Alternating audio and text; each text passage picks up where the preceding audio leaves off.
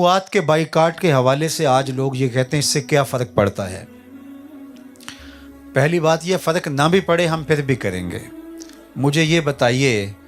کہ کسی شخص نے آپ کے ساتھ زیادتی کی ہو، کسی کا کوئی قتل کیا ہو اور اس کی محلے میں دکان ہو، تو آپ کا مقدمہ بھی ان کے ساتھ چل رہا ہو ابھی، تو کیا آپ اس دکان سے کبھی سودا خریدتے ہیں؟ آپ کہتے ہیں میں 1 روپے کی قیمت بھی اس کو نہیں دینا چاہتا جس سے اس کو تقویت ملے، تو کیا یہ 55,000 لوگوں کا خون اتنا ہی سستا ہے کہ ہم کہتے ہیں کہ اس سے کیا فرق پڑتا ہے؟ اور لوگوں کا مزاج یہ ہے کہ ان کے مشروبات کے مقابلے میں یا ان کی مصنوعات کے مقابلے میں کوئی اپنی دیسی کوئی مصنوعات آتی ہیں، کوئی مشروب آتا ہے یا کوئی کھانے والی چیز آتی ہے، تو لوگوں کے نخرے دیکھنے والے ہوتے ہیں، اس کو گھونٹ لے کے چک کے کہتے ہیں نہیں وہ ذائقہ اس طرح کا نہیں ہے۔ یعنی کتنے تم حساس ہو کہ ذائقے میں 19-20 کا فرق ہے، وہ تمہیں گوارا نہیں اور ادھر خون بہہ رہا ہے۔ یعنی یہ دیکھیے ہمارا مزاج، اور یہ محض فیشن کے طور پہ ہوتا ہے، ہو سکتا ہے ذائقہ بہتر ہی ہو، لیکن وہ کتنے نخرے سے کہہ رہے ہو ذائقہ نہیں وہ بنا سکے نا۔ اور پھر میں ان تاجروں کو بھی کہوں گا کہ جو بائیکاٹ کے زمانے کے اندر کسی چیز کا شروع کرتے ہیں اور پھر اس کو کمائی کا ذریعہ بنا لیتے ہیں، کمائی ضرور کریں لیکن اس کو امت کی مجبوری بنا کے لوگوں کو لوٹنے کی کوشش نہ کریں۔ اگر امت مسلمہ کے تاجر دیانتدار ہو جائیں تو دنیا ان کی چیزوں کی طرف تھوکے بھی نہ۔ تو آپ کیوں اپنی چیزوں کو، اپنی مصنوعات کو معیاری نہیں بناتے؟ لیکن میں جو بات عرض کی کہ اگر معیاری نہیں بھی ہے تو کوئی بات نہیں ہے، ہم جس طرح کی بھی ہوں وہ لیں گے، لیکن ان کی مصنوعات کا ہم مکمل بائیکاٹ کریں گے انشاءاللہ۔ اور اب یہ باتیں صرف وعدے لینے اور کہنے تک نہیں رہ گئی، اب بچا بھی کیا ہے باقی، اب ہمیں عملی طور پہ اس پہ آنا ہوگا۔ اور کچھ لوگوں نے اپنے اپنے دائرے کے اندر بائیکاٹ کیا، اصل تو بائیکاٹ حکومتیں کرتی ہیں،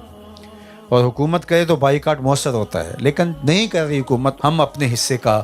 کام کریں گے اور جو ہماری ذمہ داری اس کو نبھائیں گے، تو اپنے اپنے دائرے کے اندر اس کی ہم نفی کریں گے۔ اسی طرح مالی نصرت و اعانت اہل غزہ کی اور اہل فلسطین کی، اگرچہ یہ اس وقت میں نے عرض کیا بہت مشکل ہے، پانی کی ایک بوتل پہنچانا بھی ان کی طرف اتنا آسان نہیں ہے، لیکن پھر بھی اچھے راستے ڈھونڈ کر کے جو ہے وہ اس فریضے کو بھی ادا کرنے کی ہمیں کوشش کرنی چاہیے، اور محفوظ اور دیانتدار ہاتھوں کے اندر جو ہے وہ اعانت پیش کرنی چاہیے۔ اور اس مسئلے کا جو مستقل اور پائیدار حل ہے وہ احیاء خلافت ہے۔ خلافت کے احیاء کے بغیر اگر آپ کہیں کہ ہم دنیائے کفر کو جھکا سکتے ہیں تو یہ خیال است و محال است و جنو، ممکن ہی نہیں ہے۔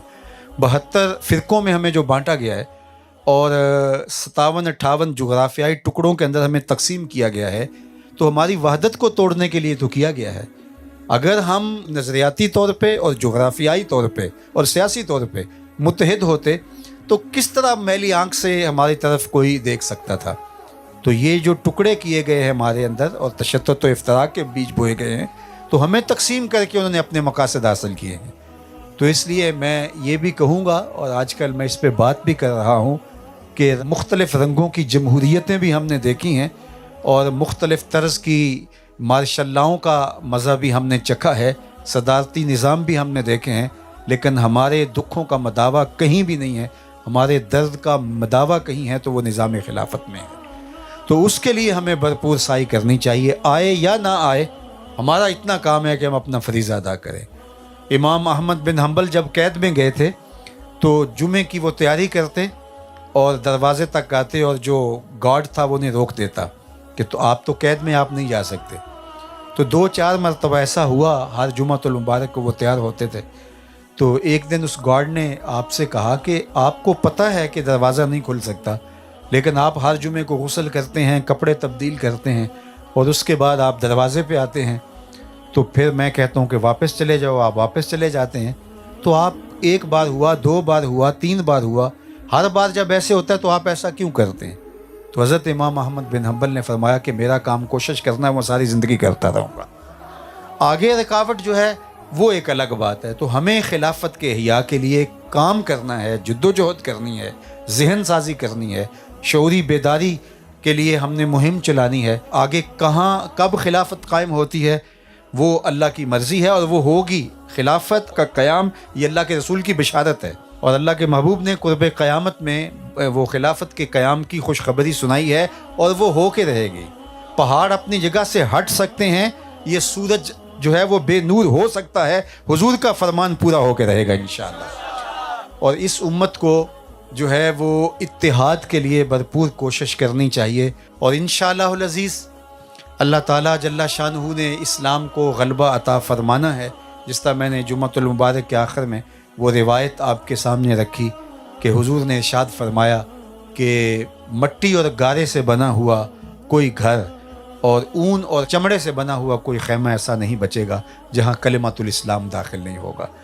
ہم نہیں دیکھیں گے، ہماری نسلیں ضرور دیکھیں گے انشاءاللہ۔ اور میں اللہ کی بارگاہ میں دعا کرتا ہوں کہ کل جب دجال کا ظہور ہو اور حضرت امام مہدی اور حضرت عیسیٰ کا نزول ہو،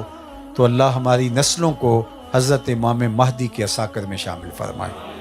دجال کے فتنوں سے اللہ ہماری حفاظت فرمائے۔ اور آج ہم دجال کے فتنوں سے بچنے کے لیے اپنی وضاقتہ سے لے کے اپنے طرز معاشرت تک اور اپنے انداز حیات سے لے کر اپنے کاروبار تک سب اسلامی اصولوں اور اسلامی ضابطوں کے مطابق مرتب اور منظم کریں، تاکہ آنے والا دور ہماری نسلوں کو ایک صالح پاکیزہ اسلامی معاشرت کا ایک ماڈل پیش کر سکے۔ ہماری طرز زندگی، ہمارا انداز زیست ہماری نسلوں میں منتقل ہو سکے۔ اپنی نسلوں کی حفاظت کرنے کے ساتھ غزہ کے اوپر جو حملہ آور ہے، یہ ایک ان کے حملے کا انداز ہے،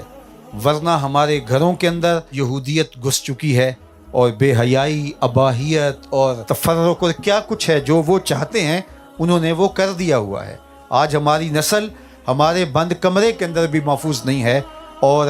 ذہن ہمارا ہے لیکن اس کے اوپر اثرات ان کے مرتب ہے۔ آپ تاریخ پڑھیں یہود کی، نصارہ کی، وہ مسلمانوں کے ذہین ترین بچے اٹھا کے لے جاتے تھے صلیبی، اور پھر جا کر کے ان کی تربیت کرتے تھے اور واپس ان کو مسلمانوں کے اندر بھیج کر کے ان کی ذہن سازی کا کام کرتے تھے۔